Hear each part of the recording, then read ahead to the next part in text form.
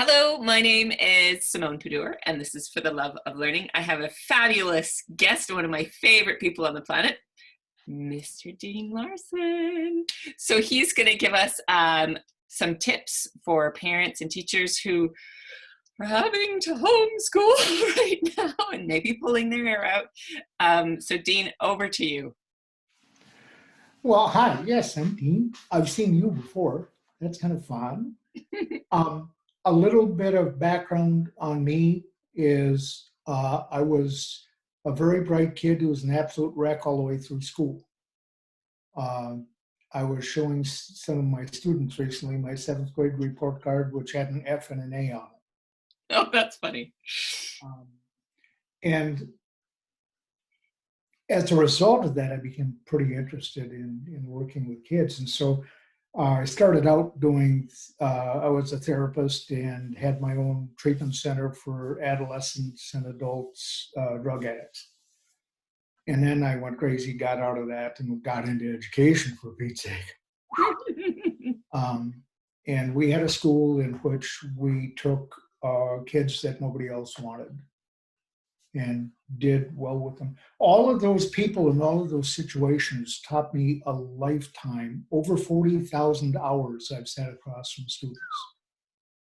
And they taught me a lifetime's worth of information. So that's the basis of what I'd sure love to share. Yeah, yeah. And I was at your school. It was an amazing experience. Such a different energy of just kindness and allowance for where the students were at, and you could tell that they were really happy to be there, which is unusual for a school. Yeah, that was true across the board. We had one young man who rode a bicycle 2 miles to school in the middle of a Minnesota winter. Wow. And never missed. So how did you invite and nurture that kind of environment? What are some of the tips you could give to teachers or well, about that? The thing that I always start with in conversations like this is something that my dad, who was also a therapist, gave to me when I started in the trade.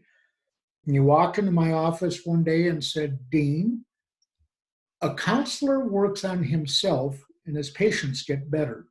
If you work on a patient, they don't do much.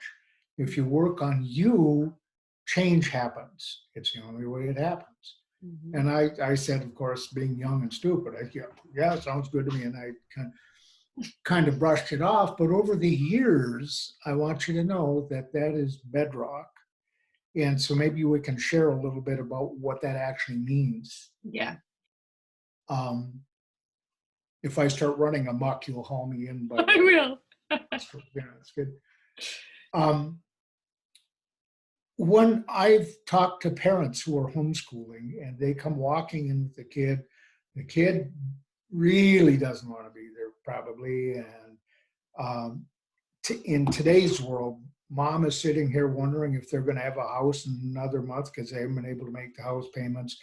And there isn't a lot of food in the cupboard always. And all of this stuff going on, and mom is twisted up with all of those cares, and she then needs to go and teach math to a kid that hates math. Yep. Okay. And so what I'm going to do is something unusual and strange. I'm going to give you a way to get rid of all of that stuff. If you were a room full of people, I'd say, raise your hand if you got an imagination. Okay, that'd be good. And I'd start my little project here with, have you ever been in love?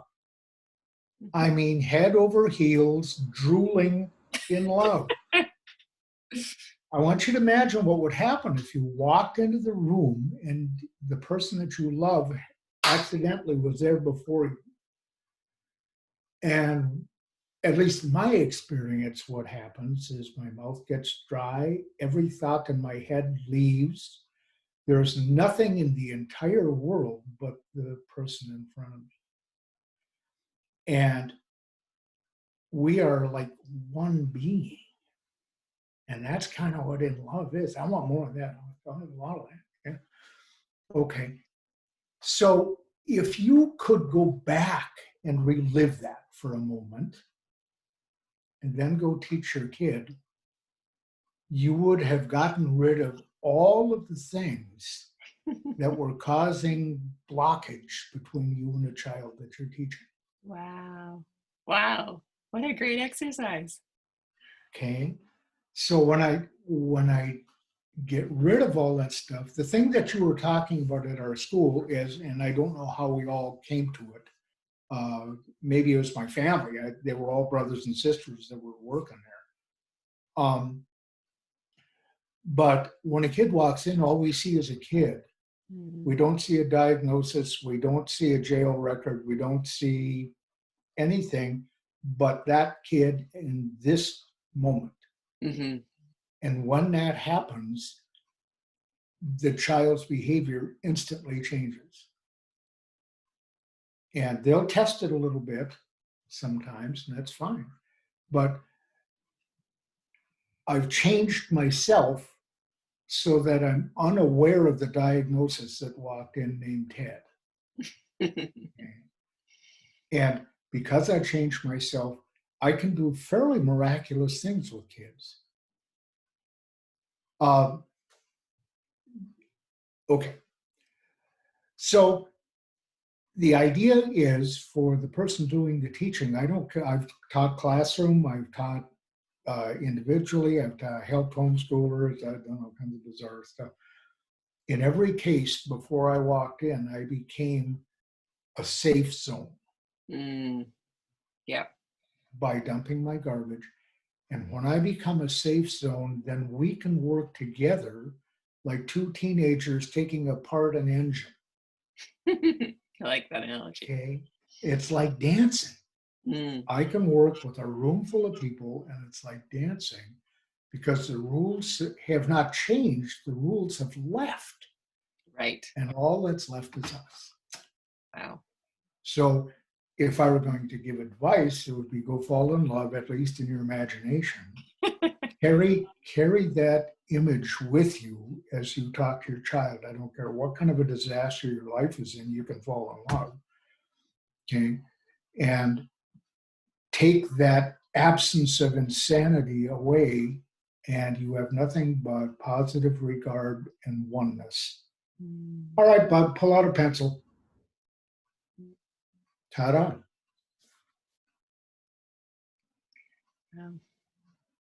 So I have a question with, because I was thinking if I were having to teach my kid, if I had a kid, math, because I know when you popped up on the screen, I saw your calculus book and I felt my whole body go, what would you say to parents out there that, maybe math isn't their strong point, or maybe it's English or writing, or Sure. what would you tell them? If it's worth anything, I've never had calculus, although I teach at college level. Because it's not the math, it's the kid. It's not the math, it's my relationship with the kid. Together, we can figure out how to find integrals instead of me telling him how to find integrals. So you bring up an incredible point there, and I know we're going to run over the 5 minutes. I can see it already now. Okay. Welcome back. I've noticed that when I'm teaching piano, like I'm not a concert pianist. I, have a working level sense of piano. And I have a student who's incredibly talented, and she wants to do the really hard stuff. And I don't stop her because she is excited about it and she will learn it.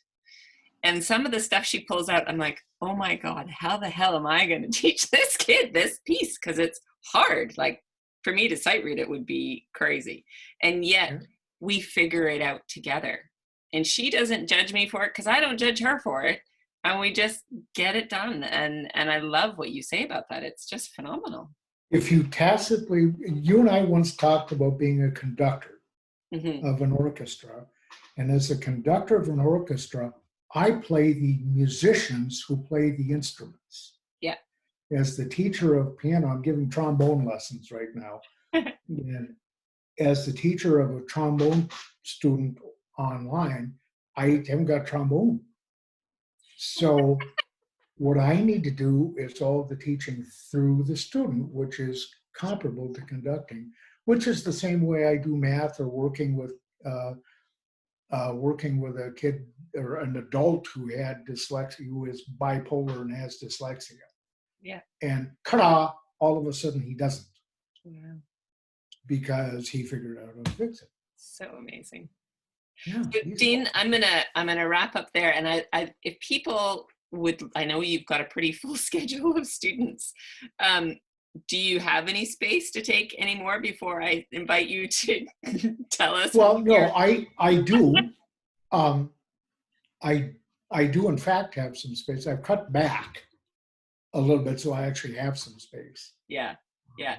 So if And people want to I'm always find, up for answering questions, and geez, oh man, you can fix that. yeah. So, So if people want to find out about you and your tutoring, how do they contact you, or how do they find you? that's interesting. Um, have you got my email? I've got your email, and I have and they can find you on Facebook. Is that right? That's right too. Hey, Both. yeah, Mhm. yeah. And I do both Dean Larson and Conscious Education Okay, Facebook pages. excellent, excellent. And you teach everything from math to trombone to English. You know, I find myself getting embarrassed about it, but I did a count of the number of classes I've taught in the last 5 years, and it's 42. Oh my goodness, that's so hilarious. That's amazing. 42 different subjects. But you see, I've only taught one thing. I've taught a person. Yeah, The subject, I don't care what the subject is, I'll teach anything. that's fabulous. Amazing, amazing. So we're going to wrap it up there. Thank you so much, Dean. Dean will be back, Well, because I love talking to Dean. And thanks for joining us for the Love of Learning. And Dean, thank you so much. thanks for creating a love of learning. My pleasure. Woohoo. Very Excellent. Bye, folks.